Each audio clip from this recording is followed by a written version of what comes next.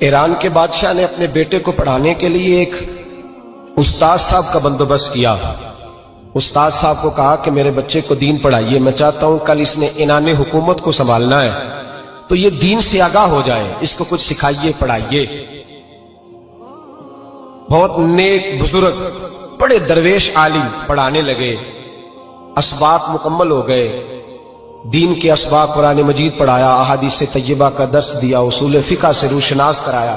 جب بچے نے مکمل تعلیم حاصل کر لی اور آمین ہو گئی، دستار ہو گئی، فارغ ہو گئے، تو پھر ایک دن استاد صاحب نے کہا بیٹے کل تم نے ضرور آنا ہے، کچھ بات کرنی ہے۔ شہزادہ گیا ملنے استاد صاحب سے، استاد صاحب نے کنڈی لگا لی، ہاتھ میں درہ پکڑ لیا، مار مار کے پورے وجود کو زخمی کر دیا، کوئی غلطی نہیں، کوئی بات نہیں، مارا۔ اب بچہ آیا آ کے بادشاہ سلامت سے کہا کہ ابا جی سمجھ نہیں آئی، بڑا مارا ہے استاد۔ تو سیانے تھے نا بادشاہ، یہاں تو قاری صاحب روز کٹہرے میں کھڑے ہوتے ہیں، مولوی صاحب آپ نے میرے بچے کو کیوں مارا ہے؟ آپ 8,000 کے مولوی ہیں، میرا کئی کروڑ کا بچہ ہے، سویرے بدل لیں گے، خبردار آپ نے بچے کو ہاتھ لگایا، اپنی حیثیت میں رہے معاذ۔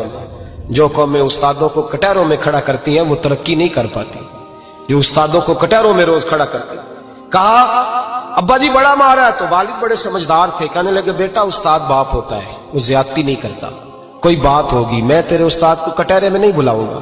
اماں سے بات کی، اماں کہنے لگی بیٹا میں تیرے باپ سے کیسے بات کروں، ڈر رہا تھا۔ وقت گزر گیا، 22 سال بیت گئے، 22 سال گزر گئے، بادشاہ کا انتقال ہوا، شہزادہ تخت پہ بیٹھا، پہلا حکم یہ دیا کہ میرے استاد کو بلاؤ، پہلا حکم۔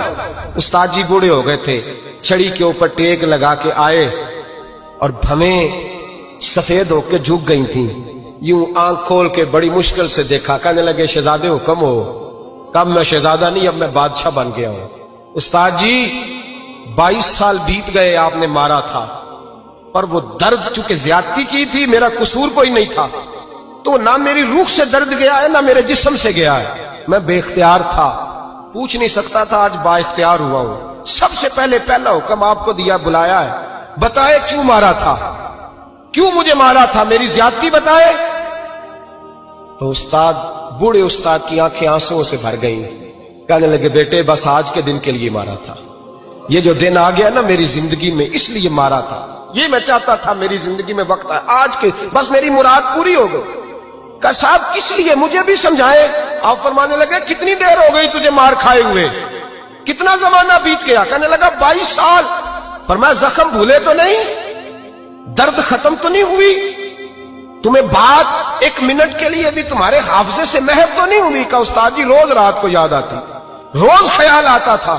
استاد کہنے لگے بھائی تو بے اختیار تھا، پوچھ نہیں سکا، 22 سال تجھے یاد رہا، مجھے پتا تھا تو ایک دن حکمران بنے گا، میں نے تجھے اس لیے مارا تھا کہ بیٹے یاد رکھنا، کسی پہ ظلم نہ کرنا، اگر تجھے 22 سال تک یاد رہا ہے تو جس پر تو ظلم کرے گا اسے بھی قیامت تک یاد رہے گا، اور یہ یاد رکھنا تو آج با اختیار ہوا تو تو نے مجھے بلا لیا ہے، قیامت کے دن غریب با اختیار ہو جائیں گے، مظلوم با اختیار ہو جائیں گے، وہ با اختیار ہوں گے، للہ الواحد القہار، رب کریم کی بارگاہ کے اندر ان کا اختیار ہوگا، اکیلے اللہ کی حکمرانی ہوگی۔ پھر وہ بلائیں گے بڑے بڑے کج کلا، دنیا میں جن کی پگڑیاں اونچی تھیں وہ سر جھکائے کھڑے ہوں گے، دنیا میں جو ڈکٹیٹر بنتے تھے ان کی پشتیں لال ہوں گی، ان کو غدار لکھا جائے گا، قیامت تک نہیں بھولے گا۔ ظلم کرنا تو سوچ سمجھ کے کرنا، اتنا کرنا جتنا تم سہ سکتے ہو، اتنی زیادتی کرنا جتنی قیامت میں تم برداشت کر سکتے ہو۔ میرے نبی کریم صلی اللہ علیہ وسلم نے فرمایا ظلم سے بچو، یہ قیامت کے اندھیروں میں سے ایک اندھیرا ہوگا، زندگی میں زیادتی نہ کریں، اگر تھوڑی دیر کے لیے کوئی چیز برداشت کر جائیں گے تو وہ فائدہ دے جائے گی، کچھ دیر کے لیے اگر سہ جائیں گے تو نفع مل جائے گا، سہنے کی کوشش کریں۔